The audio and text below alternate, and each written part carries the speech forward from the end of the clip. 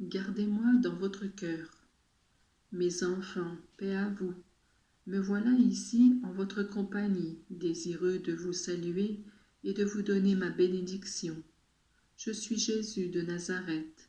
Je désire aujourd'hui vous rappeler le retour de Joseph et Marie après leur visite au temple de Jérusalem.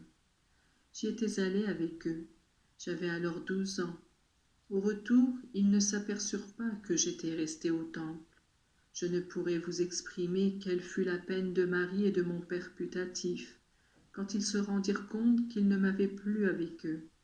La joie se transforma en douleur, une douleur cruelle, parce que chacun se sentait coupable d'une telle perte devant Dieu et devant les hommes.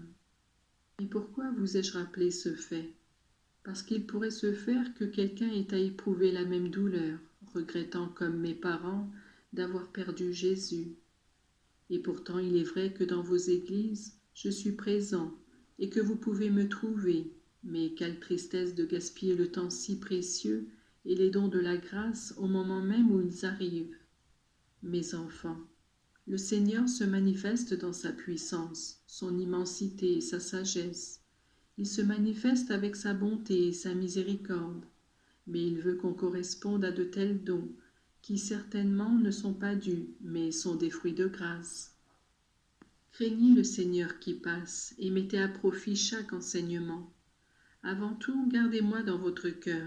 Ce n'est pas difficile, si depuis le début de la journée jusqu'à la nuit, vous vous rappelez que vous êtes à mon service.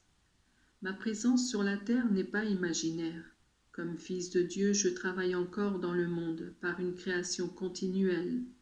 La conservation du créé est une création continuelle. Comme homme et Dieu, je suis présent, vivant et vrai dans le très saint sacrement. Mais je vis aussi en chacun de vous, et c'est pourquoi celui qui voit son propre frère me voit. Si vous me voyez ainsi avec les yeux de la foi, tout sera facile pour vous, et votre cœur sera plein de joie. Je désire être présent dans vos familles, où malheureusement très souvent se créent des oppositions et des divisions, pour des motifs futiles et par manque d'amour. Je dois être présent et je demande votre collaboration pour que la famille devienne une oasis de paix. Le sacrifice serein des parents, l'obéissance des enfants, dans la fidélité à la loi de Dieu, sont les moyens pour établir l'harmonie.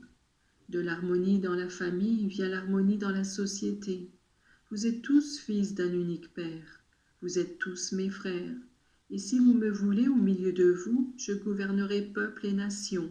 Le monde, qui est sous la domination de Satan, recommencera à être le vrai règne de Dieu, tel qu'il était dans l'intention du Père qui l'a créé.